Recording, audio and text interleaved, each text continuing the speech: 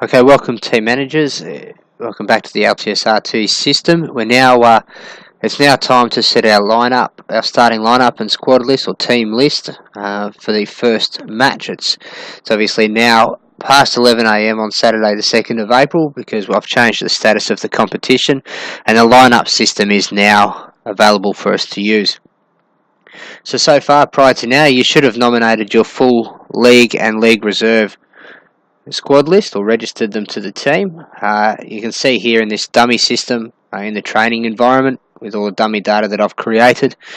I've nominated 19 players as part of my squad.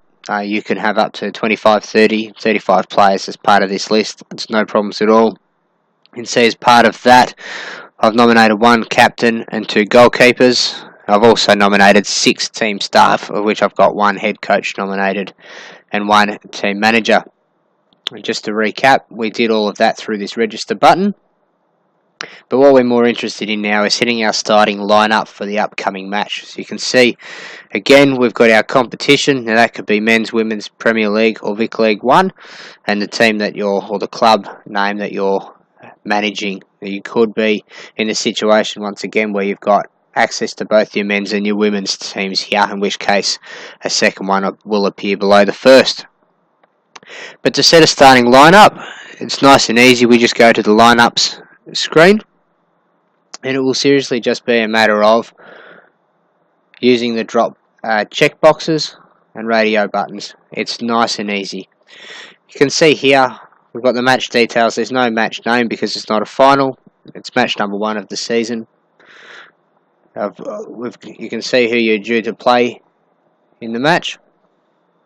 We've got TPO1, which is us as a home team, versus TPO2, which is another dummy team. The match was scheduled for earlier today at 12:30 PM at the Sydney Olympic Park on pitch 1. Okay, to set the starting lineup, we need to hit the edit button here, which will allow us to edit our team list for the match and nominate the 11 starting players. So if you scroll to the bottom, you can see that the maximum allowed in the system per match is 18. Just a reminder that within Hockey Victoria's rules, the most that can participate in a match, most number of players that can participate in a match is 16. So you will need to take 2 off in total, or 3 off in this case, from 19 back to 16.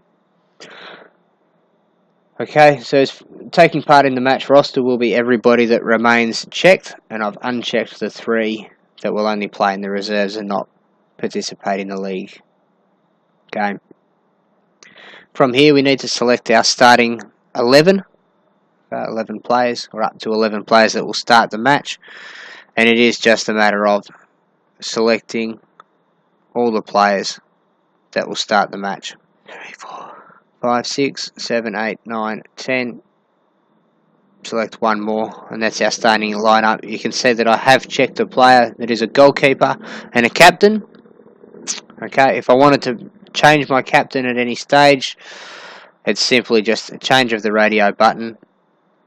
If Brendan Adams is not going to play as a goalkeeper for this game, simply uncheck him as a goalkeeper as well. There's nothing more you need to do.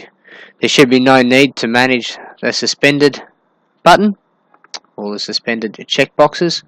If you do, however, accidentally check on one, make sure you remove it. Once you save the starting lineup, it'll only be able to be removed by a technical official. Okay, so you've set your starting lineup in your team list of 16, your starting lineup of 11. You've got one captain nominated. You can only nominate one for the game. You can nominate 2 goalkeepers if you're taking 2 in. Alternatively, if you're only taking 1 into the match, uncheck them if they're not going to be part of the match. Okay, in the same way, you can nominate who's going to be on the bench. Now, I've only nominated 6 team staff here. You can have nominated more if you wish. You just select the one team manager that's going to be a part of the game, the one coach that's going to be on the bench as part of the game. You'll be able to select one physio and one doctor as well. Okay, if they're not there, simply uncheck them. Okay, there's nothing more you need to do. Now all of this needs to be done at least half an hour prior to the start of your match. Okay, so preferably before you turn up at the venue, or as close to that half an hour before the match time frame as we can. To save it for that particular match, just simply hit the Save Match Lineup button. And that's all you need to do. And it's telling me here that you must nominate a coach for the team, so you must have nominated a coach and a team manager for each team. Once again, I'll hit Save. Okay, so it's accepted at that time. And that is literally all you need to do to nominate a starting lineup for each match. Just a reminder to do this prior to half an hour before the match. Rest assured, if somebody does get injured during the warm-up prior to the match, to simply have the team manager talk to the technical official on duty of the match, advise them what's happened, advise them which player will not be starting the match, which player will be starting the match in their place. They'll be able to make a simple checkbox adjustment on their end.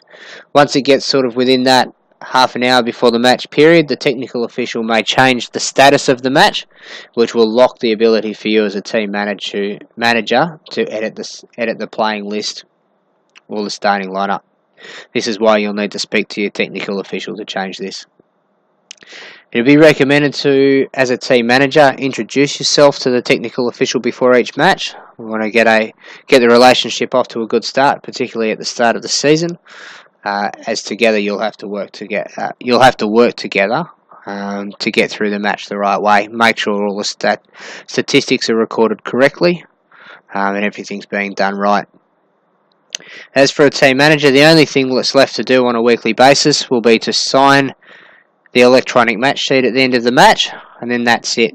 There's no requirement for a team manager to enter the results on to HockeyNet at the end of the match or prior to the next Monday. This was all the technical officials' job now. They'll take all this information and complete a number of requirements for Hockey Victoria before they're paid for their match.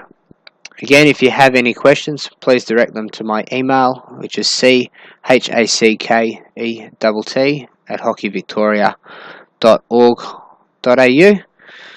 The system is very friendly, it's very intelligent, it's very easy to follow. You really can't make too many mistakes on it. Have a go and good luck for the season. Thank you.